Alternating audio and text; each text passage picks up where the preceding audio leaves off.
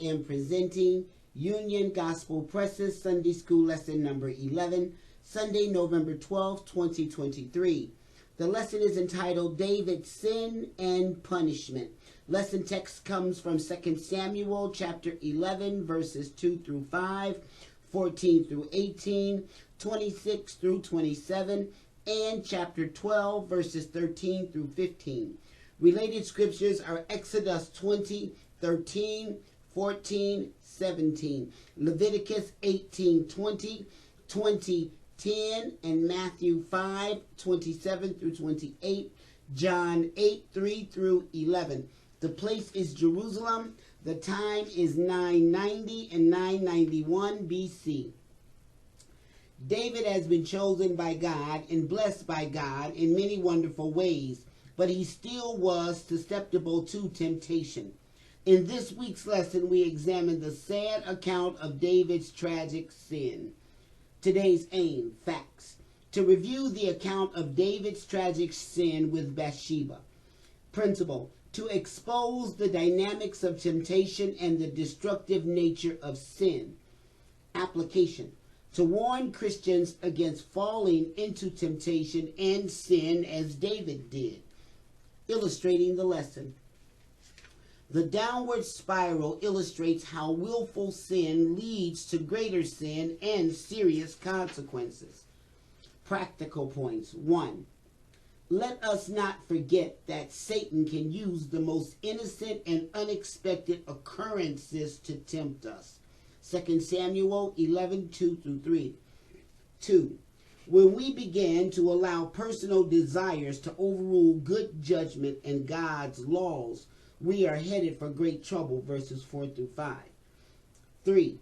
When we do not confess and forsake our sin, we inevitably compound our sin, verses 14 through 18. 4. Our sin may be accepted by others, but it's never acceptable to God, verses 26 through 27. 5. True confession makes no excuses for sin and recognizes that all sin is against God. Chapter 12, verse 13. 6. We should be forewarned that while the ultimate consequences of sin can be avoided through Christ's forgiveness, there may well be temporal consequences to bear. Verses 14 through 15. Golden text. Wherefore hast thou despised the commandment of the Lord, to do evil in his sight? Thou hast killed Uriah, and hast taken his wife to be thy wife. 2 Samuel 12, 9. Today we have 4 lesson outlines. The first is David's adultery. 2 Samuel 11, 2 through 5. The second is David's crime. 2 Samuel 11, 14 through 18. The third is David's presumption, 2 Samuel 11, 26 through 27. And the fourth is David's repentance, 2 Samuel chapter 12, verses 13 through 15. Introduction. There is a direct connection between pride and moral failure. When pride cometh, wrote Solomon, then cometh shame, Proverbs 11, 2. He also warned that pride goeth before destruction, and an haughty spirit before a fall, 16:18. Many believers can testify about how they fell into sin at the time they supposed they were invincible. Like Simon Peter, who rashly boasted that he would never forsake Christ. Many of us find ourselves denying him in words and deeds. God called King David a man after his own heart, 1 Samuel 13, 14. Yet even he did not escape the arrogance of power and the moral tragedy that followed. David's adultery, 2 Samuel 11, 2. And it came to pass in an eventide that David arose from off his bed and walked upon the roof of the king's house. And from the roof he saw a woman washing herself, and the woman was very beautiful to look at. Verse 3. And David sent and inquired after the woman, and one said, Is not this Bathsheba, the daughter of Eliam, the wife of Uriah the Hittite, verse 4. And David sent messengers and took her, and she came in unto him, and he lay with her.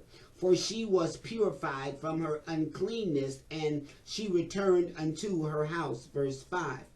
And the woman conceived and sent and told David, and said, I am with child. The temptation, 2 Samuel 11:2. The Bible is amazingly frank about the sins of human heroes. The hero in this case, though not perfect, had previously been exemplary in conduct and godly in attitude. Now, however, basking in the successes God had given him, David put himself in the way of temptation. In the spring of the year, when kings normally accompany their armies into battle, David remained in Jerusalem. He sent his army to fight the Ammonites and besiege their capital. Rabbah. But he sent them under Joab, his general. Verse 1. This behavior was highly unusual for a king in that day. The account that follows reveals the extent to which David had succumbed to the luxuries associated with power and had let down his spiritual guard. In the evening tide, he arose from off his bed, verse 2. Although it was not unusual for people in a warm climate to take an afternoon nap, this ease was in stark contrast to the rigors and perils of his army at Rabbah. Satisfied with the rest and yet unfulfilled because of inactivity, David walked upon the roof of the king's house. He cannot be blamed for enjoying the cool evening breeze there, but his eyes led him into sin. He saw a woman washing herself, and the woman was very beautiful to look upon. The sin, 2 Samuel 11:3-4. It is possible that Bathsheba, knowing the nearness of the palace, deliberately bathed in the open courtyard in order to seduce the king. If so, she should have to share the blame for the moral failure that followed. David's actions were nevertheless inexcusable. Instead of turning from her charms, he inquired after the woman. She was identified as Bathsheba, the daughter of Eliam, the wife of Uriah the Hittite, verse 3. Her family connections were impressive. Her father was a soldier, and her grandfather was quite possibly Ahithophel, David's counselor, 15:12-23-34. Bathsheba's husband, Uriah the Hittite, was one of many mercenary soldiers of non-Israelite origin who served in David's army, 1 Samuel 26:6. He apparently had become a worshiper of Yahweh. His name means Yahweh is my light. He was completely dedicated to his commander and the nation, 2 Samuel 11:11. And for his valor, he was recognized as one of the 37 mighty men of David, 23:39. Ignoring the fact that Bathsheba belonged to another, David sent messengers and took her, and she came in unto him, and he lay with her, 11:4. The sinfulness of this act is increased by the fact that Uriah had dedicated himself to David's service and trusted him. Why would a man who had been content to wait 15 years for God to give him his kingdom now hastily took another man's wife? The answer must lie in the arrogance that too often accompanies power. David had already violated God's pattern for marriage by practicing polygamy, 2:2. In spite of his warning that a king must not multiply wives, Deuteronomy 7:17, David did so. After he began to subdue his enemies and gain recognition, he established a harem, 2 Samuel 5:13. Although a harem was a status symbol for an Oriental king, it was wrong for David, and it opened the door for his adultery. He apparently rationalized that a king was entitled to any woman he desired, and that this included another man's wife. David had come to believe that being king placed him above God's law. Sadly, his arrogance has been repeated too often by other believers whom God has promoted to prominence. The description of David's deed is ironic. He lay with her, for she was purified from her uncleanness, 11:4. The uncleanness was related to Bathsheba's menstrual cycle, Leviticus 15:19 through 24, and it was mainly ceremonial in nature. Her purification is probably mentioned here to indicate why she could lie with David. It also tells us she was not pregnant at the time. The irony is that these who were ceremonially clean became morally defiled by their sin. The result, 2 Samuel 11:5. Although she returned unto her house, verse 4, as if nothing had occurred, Bathsheba conceived, verse 5. Since she was not pregnant when she lied with David, and since her husband had been away at war, it was clear to her that David was the father of her unborn child. She therefore informed him, I am with child. David's crime, verse 14. And it came to pass in the morning that David wrote a letter to Joab and sent it by the hand of Uriah, verse 15. And he wrote in the letter, saying, Set ye Uriah in the forefront of the hottest battle, and retire ye from him, that he may be smitten and die. Verse 16. And it came to pass, when Joab observed the city, that he assigned Uriah into a place where he knew that valiant men were. Verse 17. And the men of the city went out and fought with Joab, and there fell some of the people of the servants of David, and Uriah the Hittite died also. Then Joab sent, and verse 18, then Joab sent and told David all the things concerning the war. When Bathsheba revealed her pregnancy, David knew he was in trouble, but rather than admit his sin, he tried to cover it up. His plan involved bringing Uriah home from the battle so that he would have intercourse with his wife, and David's paternity of the child would not be discovered. The plan failed. Uriah's loyalty to David and Israel's cause kept him from enjoying conjugal pleasures even while on furlough, verses 6 through 13. The command given, 2 Samuel 11:14 through 15. David was now desperate, and the only remaining solution he could imagine was to have Uriah killed. It is incredible that the man who for so long refused to solve his problems by killing Saul now tried to do so by killing one of the most loyal soldiers. But his earlier problems were those of a righteous man, so he could trust God to solve them. Now they came from his own sin, and he was left alone. David sent Uriah's death warrant to Joab by Uriah's own hand when he returned to the front. Verse 14.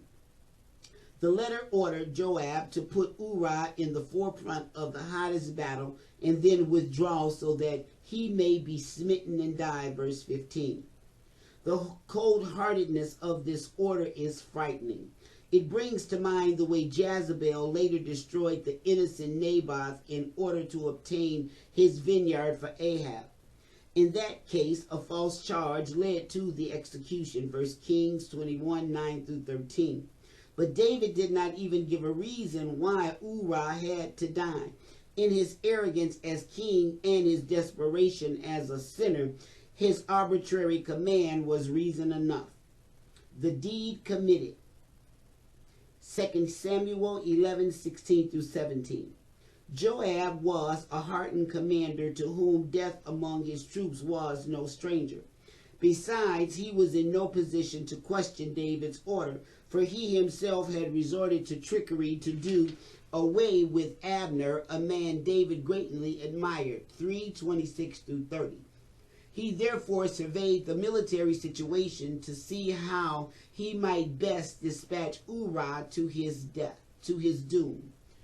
Joab did not carry out David's orders precisely as given, that is, by withdrawing from Uriah and leaving him to his fate.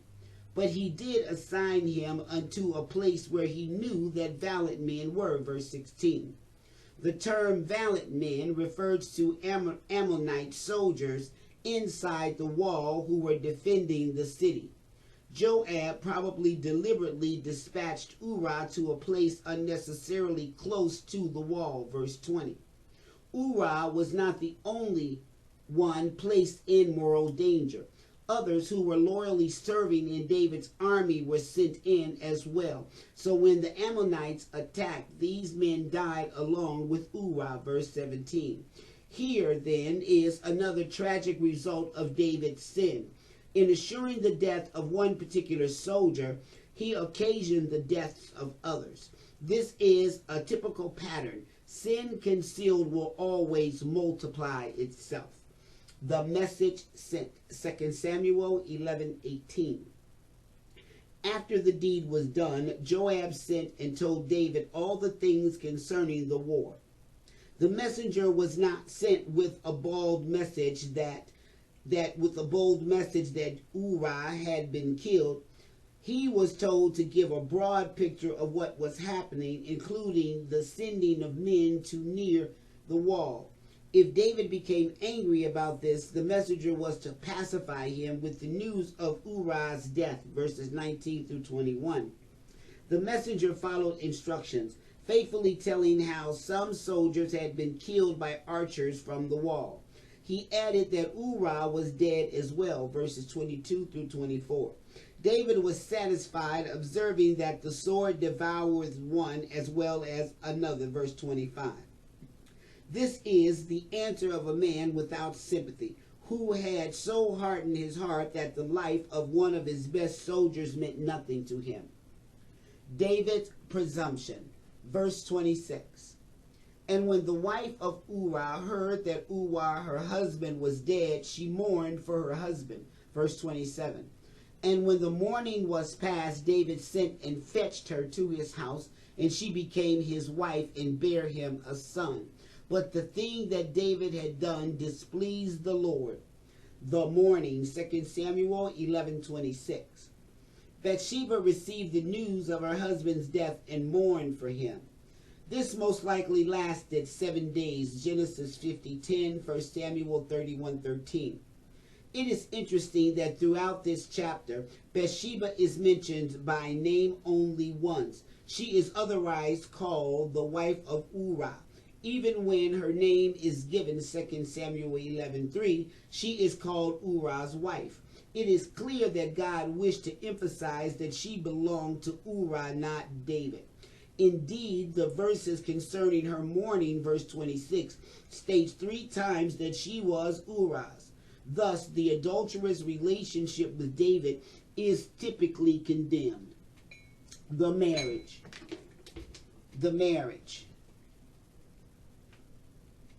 2 Samuel 11:27. David wasted no time in marrying Bathsheba. As soon as the time of mourning was past, he sent and fetched her to his house, and she became his wife. This unseemly haste could not fail to arouse suspicion about their relationship. But David took her so quickly that she could be married to him as long as possible before she gave birth. This was so the child might still be regarded as David's legitimate, throughout somewhat premature son. In due time, Bathsheba bore David a son. Throughout the narrative, the son is never named, and he lived only a short time, 12:18. It is probably fitting that he remained unnamed here, for the one thing that David had done displeased the Lord, 12:27. Through his wiles, David seemed to have achieved his goal. Uriah was dead, Bathsheba was his wife, and eventually their child would be born within the bonds of marriage.